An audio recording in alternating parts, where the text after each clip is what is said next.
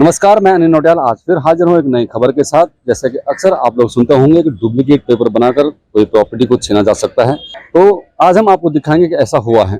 जी हाँ, हमारे साथ हैं भावनाथ तिवारी जी, जो अक्सर आप देखते होंगे सोशल मीडिया पे या फिर यहाँ की जो हमारी मीराबंदर शहर की जो मीडिया है उसमें अक्सर इनका जो दिव्यांग और अपंग उन लोगों के लिए लड़ाई लड़ती रहती हैं। और आज एक ऐसा ही केस इनके पास आया है। तो एक दिव्यांग जो कि भिवंडी से है, क्या पूरा मामला है? ये मामला ऐसा है, पहले तो ये भिवंडी का मामला है। भिवंडी में ये महिला है जो दिव्यांग है। इनका कोई परिचित है या दूर का कोई रिश्तेदार है, उसे फर्जी डॉक्यूमेंट कोर्ट के इनके पिताजी की डेथ की फर्जी सर्टिफिकेट्स, माँ की डेथ की फर्जी सर्टिफिकेट्स, वहाँ के जो भिवंडी के तहसीलदार हैं उनका फर्जी डॉक्यूमेंट और स्टैम्प बनाकर इनके घर से लेकर इनका जो मेडिकल स्टोर है वो तक हड़प लिया है। आपने इसकी शिकायत कहाँ कहाँ की? हमने थाने में शिकायत की, कमिश्नर डीसीपी सबसे, शासन प्रशासन से, भिवंडी में डीसीपी, एसपी। मैं पूनम का पति हूँ। मैंने भिवंडी में पहले पुलिस स्टेशन में की कंप्लेंट की कि इनका घर है इनके माँ बाप का, तो फिर कोर्ट से द्वारा नाम पे हुआ, घर पट्टी वट्टी सब, फिर इंचार्ज के पास गए, इंचार्ज ने कुछ नहीं किया, एसीपी के पास गए, फिर डीसीपी साहब से मिले, डीसीपी साहब ने भी इंचार्ज को बोला, मगर वहाँ से कोई कार्रवाई नहीं हो रही है। फिर हम लोग सीपी साहब से मिले, सीपी साहब ने भी एसीपी साहब को फोन करके बोला इनकी मदद करो, 1 साल पहले। फिर वहाँ से भी कोई पहला हाँ बोलते, बाद में कुछ मदद नहीं मिलती।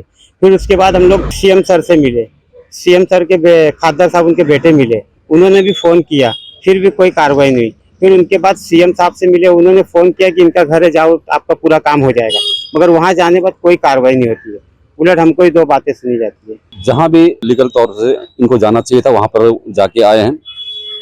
बड़ी बात यह है कि सीएम अगर ये बता रहे हैं कि मुख्यमंत्री के पास भी वो गए हैं, वहां से फोन आया, उसके बावजूद भी इनका जो हक है उन्हें नहीं मिल रहा है। अभी क्या बता सकती हूँ मैं आपको, जब सीएम तक जाके आए हैं तो भी कार्य नहीं हुआ। वो भी दिव्यांग है, जीआर के हिसाब से 2016 का जो कायदा बना हुआ है उस पर एट्रोसिटी लग सकती है। जो अगर दिव्यांग के साथ उसे इस तरह से छल किया, तो अब मैं दिव्यांगों के लिए कर रही हूँ, वो जीआर पड़ा हुआ है। अगर सीएम तक नहीं गए तो हम देखेंगे अब इसका किस तरह से पहल होकर इस कार्य को कैसे हम कर सकते हैं, कैसे इनके लिए अच्छा कार्य हो सकता है, इनको इनका हक कैसे दिला सकते हैं।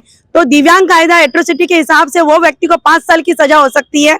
दूसरा, अगर उसने तहसीलदार विभाग का अगर स्टैम्प गलत बनाए तो 3 साल की सजा वो उसको भुगतनी है। कोर्ट के पेपर जो उसने फर्जी बनाए उसमें उसको 5 साल की सजा हो सकती है।